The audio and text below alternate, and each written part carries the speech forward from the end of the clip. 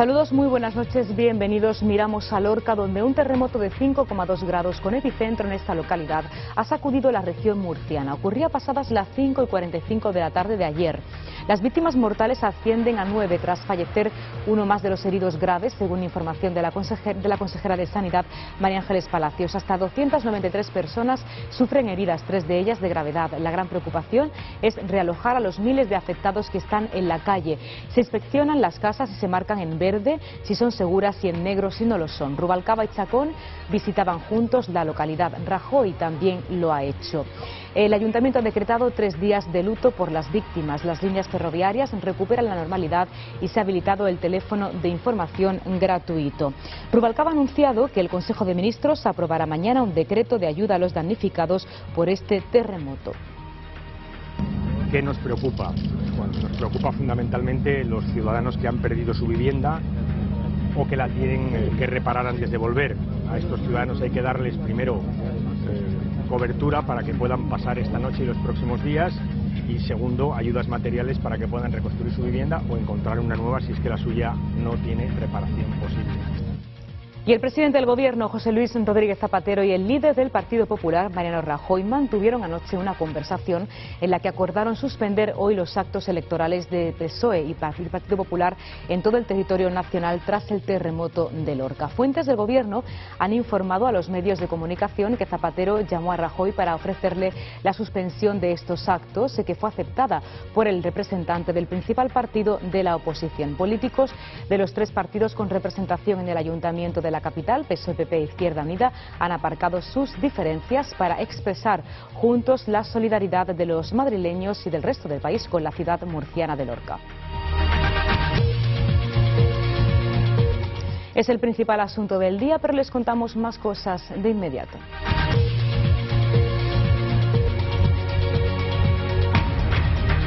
Les hablamos de economía, de los precios. El IPC subió el 1,2% en abril y es el mayor incremento mensual desde octubre de 2007. El principal problema, el precio del viaje organizado. Y las delegaciones provinciales de Empleo y Salud ponen en marcha en Andalucía una campaña conjunta esta primavera para ayudar a que los trabajadores de la Junta dejen de fumar. El director de cine catalán afincado en Hollywood, Jaume Collet Serra, se encuentra en España para promocionar su última película, Sin Identidad.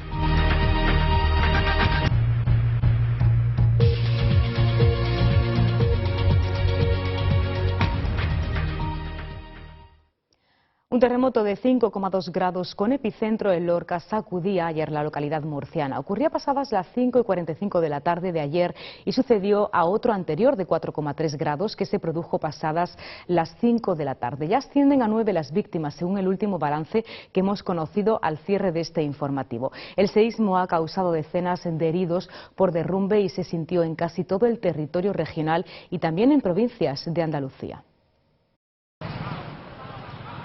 La tierra ha temblado hoy en Lorca.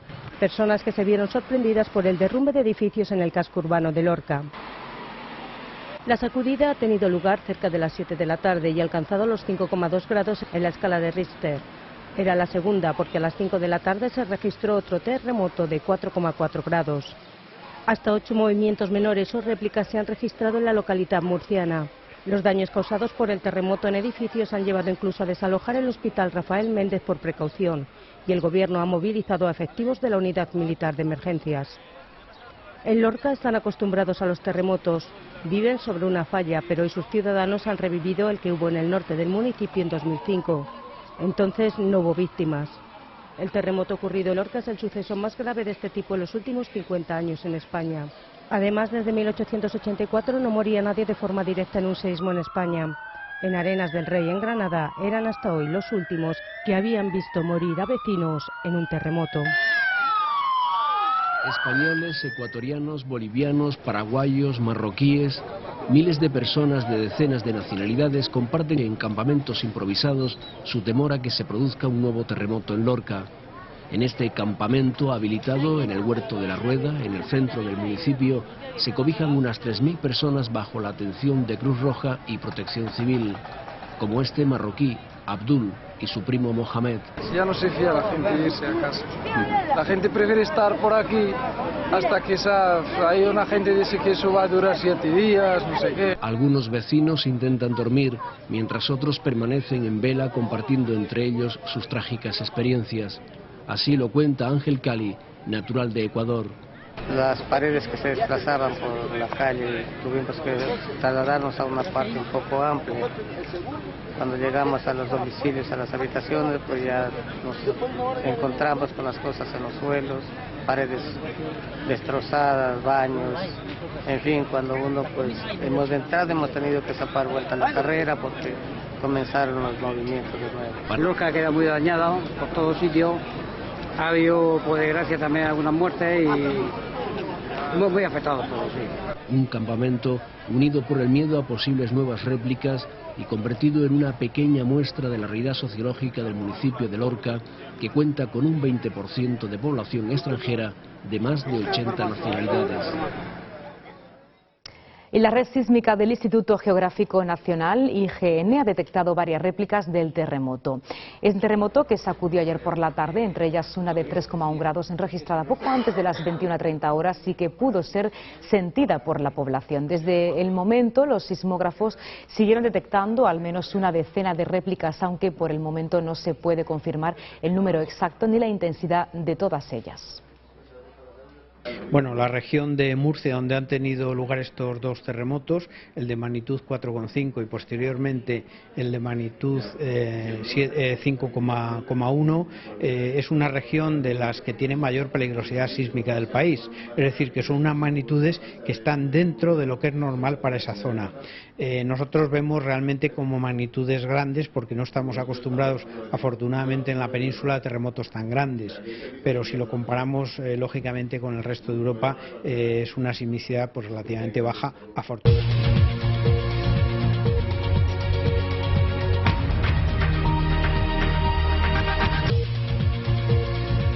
Y políticos de los tres partidos con representación en el Ayuntamiento de la capital, PP, PSOE, Izquierda Unida, han aparcado hoy sus diferencias para expresar juntos la solidaridad con la ciudad murciana de Lorca. Cataluña expresa también su pésame y Zapatero envía un mensaje de calma a Lorca y garantiza la reconstrucción. También el PNV ha suspendido todos los actos de campaña previstos para hoy en solidaridad con las víctimas del terremoto. El presidente del PNV, Íñigo Urkullu, realizaba una breve intervención en el municipio vizcaíno de Sestao. Las elecciones no son solamente para que los partidos políticos obtengamos la representación que las ciudadanas y los ciudadanos nos confieran. Las elecciones son un motivo para la posible participación de todas y de todos los ciudadanos. En esta ocasión, tras el suceso de los temblores de tierra, terremotos habidos ayer en la ciudad de Lorca, en Murcia, no es posible, por una causa fortuita, la participación política plena de todos y de todas las ciudadanas y ciudadanos, especialmente de los fallecidos y de los heridos tras el suceso de Lorca. Mostramos nuestra condolencia para con los fallecidos, fallecidas, como también para con la solidaridad necesaria para el pueblo de Lorca, la ciudad de Lorca y todos los directamente afectados. El Partido Nacionalista Vasco ha decidido dejar hoy suspendidos todos los actos previstos de campaña electoral. Y en la Cámara Baja también se mostraban las condolencias a la población de la localidad murciana. Señorías, antes de iniciar las votaciones, resulta conveniente que el Congreso de los Diputados muestre su solidaridad con la ciudad de Lorca y de manera especial con las familias de los fallecidos como consecuencia del terremoto ocurrido en la tarde de ayer. Asimismo, el Congreso quiere dar su apoyo a los heridos y a los miles de ciudadanos afectados. El Congreso de los Diputados está hoy junto a los ciudadanos de Lorca, que sufren las consecuencias del movimiento sísmico más grave ocurrido en España en los últimos 50 años. El Congreso insta a las administraciones a que sigan trabajando en la pronta recuperación de la normalidad y el Congreso hace un reconocimiento expreso a todo el personal municipal, técnicos de protección civil, bomberos, cuerpos y fuerzas de seguridad del Estado, personal sanitario, miembros de la Unidad Militar de Emergencias y voluntarios que están trabajando en la atención a los vecinos de Lorca y en la reparación de las consecuencias del seísmo.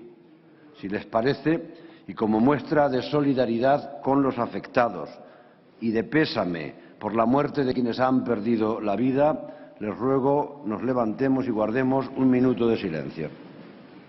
Eran las palabras del presidente del Congreso de los Diputados, José Bueno, quien ha leído una declaración institucional consensuada con los grupos parlamentarios en la que los diputados muestran su solidaridad con Lorca y de forma especial con las familias de los fallecidos. Además, se dirigía a las administraciones para que sigan trabajando en la pronta recuperación de la normalidad y reconoce la labor de todos los que están trabajando en la atención a los vecinos del municipio murciano. Pues el presidente del Gobierno, José Luis Rodríguez Zapatero, y el líder del Partido Popular, Mariano Rajoy, mantuvieron anoche una conversación para tratar el asunto. Acordaron suspender hoy los actos electorales del PSOE y del PP en todo el territorio nacional tras el terremoto de Lorca. Algunos de los líderes políticos ya visitaban la zona afectada. El presidente del Gobierno, José Luis Rodríguez Zapatero, y el líder del PP, Mariano Rajoy, han acordado suspender hoy los actos electorales de sus partidos en toda España tras el terremoto de Lorca. Zapatero conversó anoche por teléfono con Rajoy para ofrecerle la suspensión de la campaña, que fue aceptada por el representante del principal partido de la oposición. El presidente ofreció al líder popular detalles de la situación existente en la localidad murciana, de las víctimas del seísmo y del despliegue hecho por el Gobierno. El vicepresidente primero del Ejecutivo, Alfredo Pérez Rubalcaba, y la ministra de Defensa, Carme Chacón, han viajado hoy a Lorca para comprobar sobre el terreno esta situación y el despliegue del dispositivo policial y de la Unidad Militar de Emergencias. También Rajoy se trasladará durante la jornada al municipio murciano. A la suspensión de los actos electorales de hoy se ha sumado en las últimas horas Izquierda Unida y su coordinador general, Cayo Lara, acudirá este jueves a Lorca. Y cambiamos de asunto, les hablamos de economía y de los precios. El IPC subió el 1,2% en abril, el mayor incremento mensual desde octubre de 2007. Esta diferencia, según el INE, se debió a incremento de los precios del viaje organizado y los servicios recreativos y deportivos. El IPC subió en abril el 1,2% y deja la tasa interanual en el 3,8%, 2 décimas por encima de marzo. La subida mensual es la mayor desde octubre de 2007 y la anual la mayor desde septiembre de 2008. Los precios que más han aumentado en los últimos 12 meses, según el INE, son los del segmento de ocio y cultura, sobre todo viajes organizados y servicios recreativos y deportivos. Aumentaron también los alimentos y bebidas no alcohólicas y el transporte. La inflación subyacente, que excluye alimentos no elaborados y energía, ascendió 4 décimas hasta el 2,1%.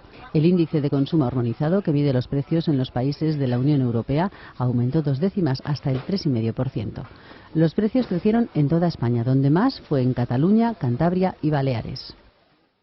Y la petrolera Repsol YPF ganó 765 millones de euros hasta marzo, un 11,2% más que el mismo periodo de 2010, gracias a la mejora de sus precios de venta del crudo y del gas. Repsol destaca que sin tener en cuenta extraordinarios vinculados a unas provisiones, el beneficio neto recurrente subiría a un 23,4%. Repsol gana más por el aumento del precio del petróleo y el gas. El beneficio neto creció un 11% en el primer trimestre hasta los 765 millones de euros. Crecieron también los negocios de gas natural licuado y el segmento químico. Sin tener en cuenta extraordinarios por provisiones, Repsol dice que el beneficio subiría un 23%. El resultado de explotación creció un 4,7% hasta los 1.600 millones. Aumentó un 13,4% el negocio de upstream, exploración y producción. Descendió un 7,4% la producción por el impacto del conflicto de Libia, la moratoria por el vertido en el Golfo de México y los trabajos de mantenimiento en Trinidad y Tobago. Sus ventas crecieron un 4,2%, las inversiones crecieron un 43% y su deuda financiera se situó en 2.180 millones de euros. Frente a las mejoras de Repsol, la compañía presentó los descensos de los resultados de explotación de sus participadas, la Argentina YPF, que cayó un 7%, y Gas Natural un 3,5%. Repsol continúa con la desinversión parcial de YPF con el objetivo de quedarse con el 51%.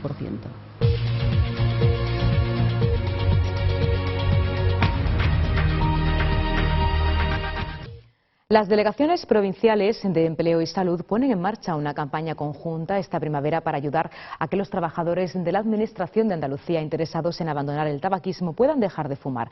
Este programa, presentado en una mesa redonda sobre experiencia en programas de deshabituación tabáquica y de consumo de alcohol en el medio laboral, celebrada hace unas semanas en Cádiz, ha sido desarrollada previamente por la Junta en Málaga, ayudando a que la mayoría de los funcionarios participantes en dicho programa, aproximadamente un 70%, abandonase el tabaco. El programa impulsado por la Junta ha sido una de las novedades que se han tratado en unas jornadas más amplias en dicha acción y han colaborado la Diputación Provincial y el Ayuntamiento de la capital gaditana, además de un centenar de profesionales de la prevención pertenecientes tanto a empresas públicas como privadas, concretamente personal de Cepsa Química, Navantia y Airbus, y han intervenido junto a las administraciones citadas en la organización de mesas redondas para dinamizar el encuentro. Además de la mesa centrada en la deshabituación tabáquica y el consumo de alcohol en el trabajo, se trató la actividad física.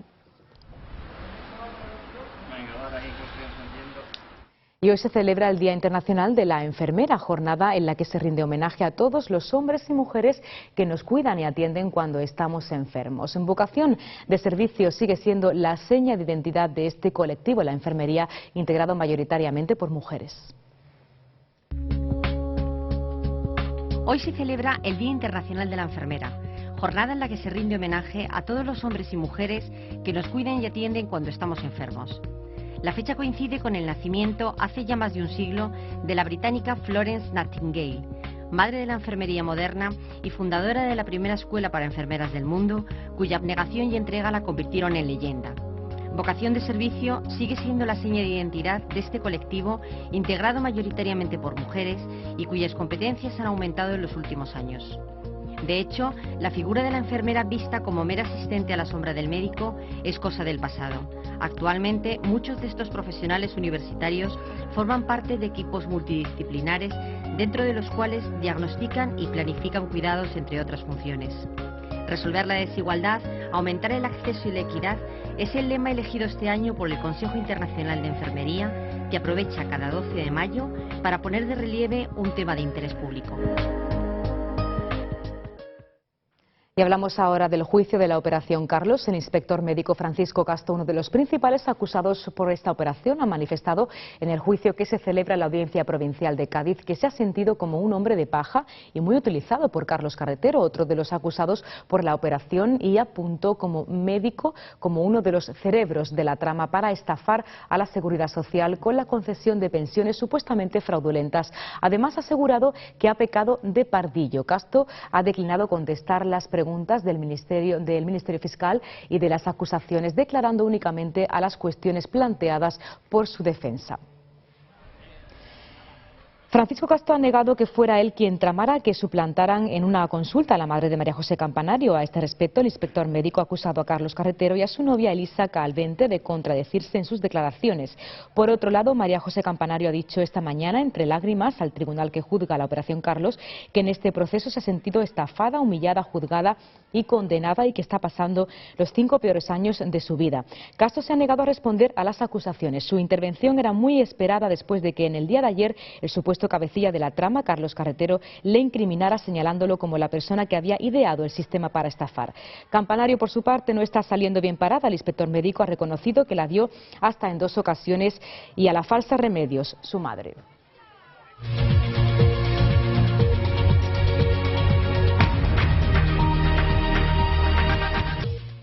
En la información internacional nos centramos en Libia. Después de 10 días de ausencia, el líder libio Gaddafi ha reaparecido en televisión. Muammar el-Gaddafi no se mostraba en público desde el bombardeo de la OTAN del pasado 30 de abril. Tras 10 días de silencio mediático, Muammar el-Gaddafi vuelve a aparecer en la televisión. La cadena oficial libia ha mostrado estas imágenes de una recepción que, según el comentario del presentador, habría tenido lugar el miércoles en un hotel de Trípoli. En las imágenes, Gaddafi recibe a una delegación de jefes tribales, siempre según el comentario de la televisión libia. Gaddafi no se mostraba en público desde el bombardeo de la OTAN del 30 de abril, en el que murió su hijo menor y 3 de sus nietos. Y el estadounidense Woody Allen inauguró ayer el Festival de Cannes y trasladó a los espectadores con su último film a la bohemia de la capital francesa de los años 20 del siglo pasado. Una lluvia de estrellas iluminó anticipadamente este festival de cine. Que el espectáculo comience. Las estrellas han empezado a desfilar por la alfombra roja del Festival de Cannes. En esta 64 edición va a brillar de forma especial. Robert De Niro, presidente del jurado, se frota las manos ante los 12 días de cine que le esperan, con 20 películas, entre ellas la última de Almodóvar, compitiendo por la Palma de Oro. Para mí, ver 20 películas en este tiempo es algo inusitado. Son como unas vacaciones, porque puedo estar concentrado en las películas sin las distracciones que tengo en mi vida cotidiana. Así que para mí es algo fantástico. Y para abrir boca, Woody Allen, recibido con una gran ovación en el Palacio de Festivales de la Croisette, a donde llegó escoltado por el elenco de actores de su Midnight in Paris. A pesar de que los festivales son una de sus muchas fobias, ha aceptado inaugurar el de Cannes con su última cinta, un viaje en el tiempo y el espacio al París de los años 20 del pasado siglo, con Picasso, Buñuel, Dalí, Hemingway en el guión y como estrella fugaz, la primera dama francesa, Carla Bruni. I hope you're not going to be as antisocial tomorrow. Carol and I are going to go dancing. We heard of a great place. Interested? No. I don't want to be a killjoy, but I need to get a little fresh air. I'm in a very perplexing situation.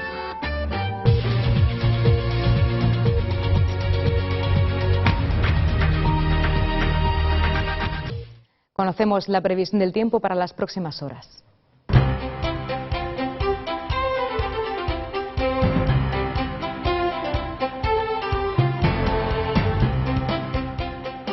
Desde las primeras horas del día se acumularán nubes en la costa del Cantábrico. Las temperaturas descenderán de forma notable con máximas alrededor de los 15-20 grados. Durante el comienzo de la próxima semana sigue el ambiente húmedo marcado por el viento del norte. En el resto de la península ibérica vuelven grandes claros.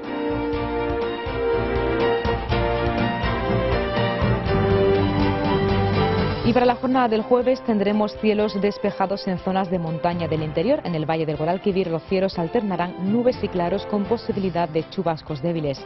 Temperaturas sin cambios significativos.